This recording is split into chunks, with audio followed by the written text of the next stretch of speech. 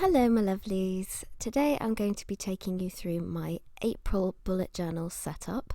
I say it's a bullet journal. It's a bullet journal format, but I'm using a traveller's notebook. If you haven't seen my last video, I've moved on to the traveller's notebook and I am loving it. I really, really love it. I mean, I love bullet journaling a lot. I love the flexibility and the diversity and how productive it helps me to be, but putting it into a traveller's notebook seems to have taken everything to the next level. It's hard to explain, but there's something about being able to remove parts of the months that you're not using anymore and keep the other stuff that you want to keep without destroying everything. And also there's the option of having lots of different categories, different books for different categories. So I'm really enjoying that. At some point I might do a whole flip through of what's in my traveller's notebook if you're interested in that. But I've got bits in there for planning and organising, I've got bits for home maintenance and cleaning, I've got a space for finance stuff. Tristan and Ridley both have their own sections for various things like school and home, and there's just so many different things that I've been able to do with it, and I'm so enjoying it. I really, really love it.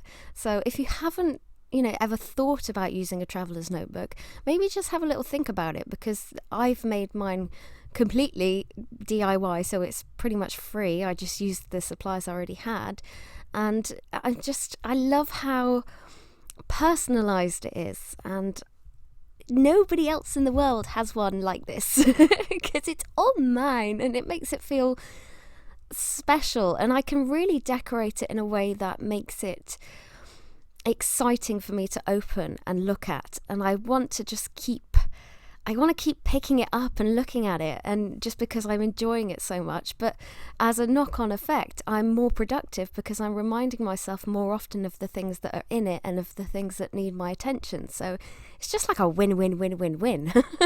So as you can probably tell from my first page, I have chosen the typical, I know it's not very creative, but after the month I've had, I just don't have the energy to put too much thought into it this month. And luckily, I really, really like the way it turned out. But I've gone for the cliche April showers. But I haven't gone that way too much. Yes, I have an umbrella on the front page, but it's mostly swirly-whirly clouds and a sort of, hopefully, a cohesive seeming colour scheme.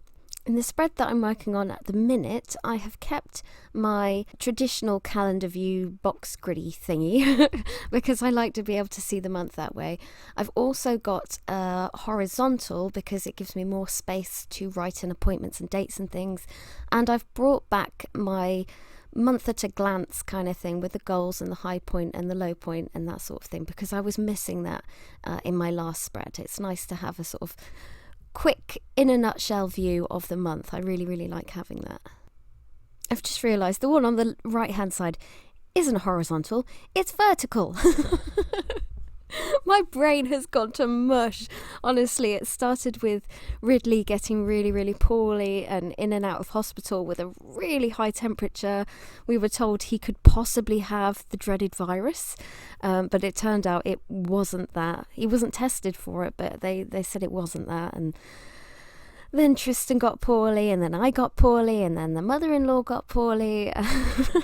And then I woke up the other day with the worst toothache I've ever had and had to go and have my wisdom tooth pulled out, which, by the way, if anybody is waiting to have their wisdom tooth out, it's not as bad as maybe you think, because I was dreading it. I'm seriously dentist phobic, and it really wasn't as bad as I thought it was going to be. And they don't put us to sleep in the UK to take wisdom teeth out unless they're having quite a lot in one go, I think. But yeah, for me it was just wiggle, wiggle, wiggle, yank, yay, it's gone.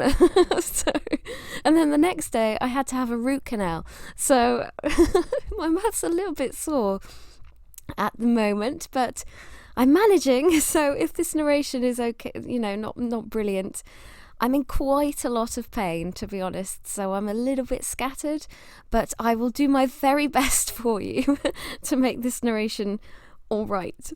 In this particular booklet that I'm doing now, is just for planning-y kind of stuff. So I've also got the month in doodles. I suppose I could have put the month in doodles in the other booklet that you'll see in a minute. But I've also got a master tasks list. And I haven't added weekly spreads because I'm thinking about trying something with a reusable laminate insert/bookmark, which would save me having to write things out over and over and over again, and it will be easy to take out of my planner. And I'm thinking about it. I'll keep you updated, but for now I don't have any weekly spreads. But this booklet, obviously I made it myself, which is great because you get to pick out what colours and cardstock and papers you want to use. I've used some of the papers from old bullet journals that, you know, had spare pages, or ones that were just, you know, left and unused. So what was I saying? Oh yeah, separate booklets. I've got this one that I'm working on now is more for personal stuff, personal development, personal tracking, that sort of thing. And I've actually got 2 months in this booklet because it fits more than 1 month in. And I did it that way so that I could kind of compare, you know, the previous month to this month, especially when it comes to things like habit tracking and health tracking.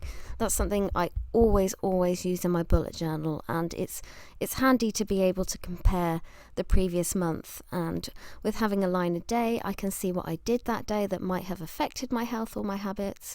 I also have a how I'm feeling, so I can get a better grasp on whether that was a factor in the way my day went.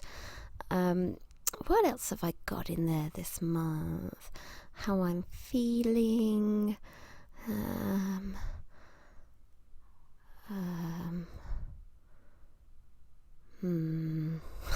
God. Yeah, well, obviously I've got my health and habits tracking, but I've also got a new space for health notes. By the way, I know that in a minute you'll see I've put heath and habits instead of health and habits. But never mind, mistakes happen. Let's just pretend it didn't happen and just move on. I thought I'd best mention that because I know I'll get a load of people in the comments going, "You spell health wrong." Not that you all sound like that. Yeah, so I've got my health trackers, my health tracker. I wanted to have my health notes in there because sometimes I have random symptoms or something new comes up and I want to know how long it's lasted, or if I've got any possible ideas of what might have brought a flare up on, I can make note in that there. And here's the heath and habits. And then I've added in a gratitude page as well because I have missed having my gratitude spread, but I've done it so that I can mind map again. I've done that a few times and I just find it's a lot less high maintenance. I can add things on days that I want to, and then on the days that I'm, you know, not feeling so... You know, some days it's just really hard to find something to be grateful for. I mean, you can find loads of things to be grateful for, but none of it really resonates and makes you feel better. I have days like that sometimes. And, you know, I don't like being committed to have to put something there every day, because then that makes the gratitude spread seem like a chore, and there's no point having it if it's going to be a chore. So I find having it as a mind mapping spread is much more flexible, because I don't see lots of empty spaces and then feel rubbish about myself because I haven't kept up with my bullet journal. One of my favourite things about this spread in particular is the hours section, where I track how many hours I've spent doing certain things. I don't track every single little thing I do throughout the day, and I don't track exactly when it happened. It's too much. So I give myself a rough bar graph for each section, and each square like it sort of equates to roughly 2 hours. I'm not too strict about it because I would just drive myself mad, but it gives me a rough idea of where I'm spending my time and whether or not it could be spent more productively, or maybe I'm not focusing on the things that need to be focused on at the time, and I may be avoiding housework by having a nap or doing various other things. But it just helps me to stay aware of where I'm spending my time and if it needs to be tweaked a little bit. Speaking of time, with this virus, we are all going to have a lot more time on our hands. And if anybody's like me, they're quite worried because if you suffer from depression, isolation and fear and anxiety really do not help. So what I really wanted to say to anybody that suffers with depression or anxiety, or anybody that's just struggling at the minute with the fear and the uncertainty that's going on, do not let this beat you.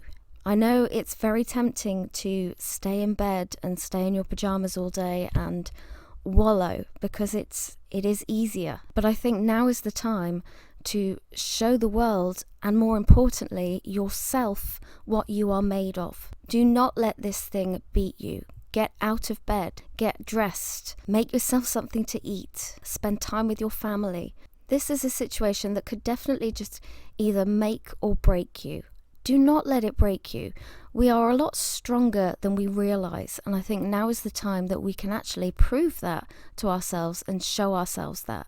If you have children that you're having to stay home with, make this a time in their lives that they will remember and that you will remember. Enjoy their company and make the most of them, because this is the best time. There are so many resources on the internet with ideas and things to do with your children. So now you can do it. You have the time on your hands to do it, and make this time of their life something that they will remember, because this is a time we are all going to talk about in years to come. So give your children a story that they're going to enjoy telling when they're older. If you don't have children and you're more work orientated or home orientated, whatever you enjoy in life, now is the perfect time to look at your goals and evaluate where you're going in your life and what you need to improve, what you need to drop. It's a time to really assess yourself and what you want for yourself, and then make a plan to go for it. It is the perfect time. Don't let this time in your life be something that is awful. Make something good out of this scary situation. Work on yourself and your goals and your family and the things that are important to you, so that when you come out of this situation, when we all come out of this situation, we are stronger than we were before. Also, I think it's so important for everybody to come together. This isn't a time to fight over toilet rolls. It's a time to come together and be generous and loving. Be someone that you're going to be proud of when you look back in years to come at this time in our lives. Rather than let it be something awful and terrible that has happened to us, make it an opportunity. We've got to make the best of it, and that's all we can do. So please do not let it beat you. In all honesty, I am struggling at the minute with my children and my health and the fear. Both my parents are key workers. My mum is out in the community looking after the elderly. My dad is on a helipad taking deliveries for hospitals and the military and the police. So I am frightened for them. But we have to keep going. We have to be strong and prove to ourselves that we can be strong and that we can do it. I've been using, as I've got Skillshare, I wanted to find a way to relax, because the fear about my parents is quite overwhelming, if I'm honest. So I was trying to look up different ways to relax through meditation or something like that, but I came across this class that shows you how to make mandalas. I don't know if you saw my attempt a while ago to do one, and it really didn't turn out too good. So I've used this class because I want to be able to have something creative that is easy on my brain and my mind and my focus, that I can do to take my mind off everything that's worrying me, but I couldn't I couldn't make them before. So I've watched this class and I've come up with lots of ideas on how to make these mandalas and do different things with them. So that's my form of relaxation. For some people it's taking a bath, for some people it's spending time with friends, but for me I need something creative that engages my mind creatively. So I found that class on Skillshare. If you don't know what Skillshare is, I'm sure you do. It's an online learning platform with thousands of different classes across thousands of subjects, and there's just something for everybody. I highly recommend you try and use it because it's been a godsend for me. While this has been going on, I've been able to completely immerse myself in learning and creativity and lessons to take my mind off things. It works out less than £10 a month when you buy a yearly subscription, and the first 500 people to click the link in my description will get 2 months free worth of Skillshare. So please just give it a go and see what you think, because you might love it. I'll leave a link in the description to the video that I've been watching to help me learn how to draw them. But I think it really is important that you find something to help you relax amongst all the chaos that's going on. Please make an effort to take some time out for yourself and recharge your batteries and look after your mental health. So that's it for this video. I really hope you enjoyed this spread. I actually really enjoyed making this one. I don't really have anything else to say, so just the usual. Please like and subscribe if you fancy, if you want to see some more of my videos, and I will see you next time. Bye!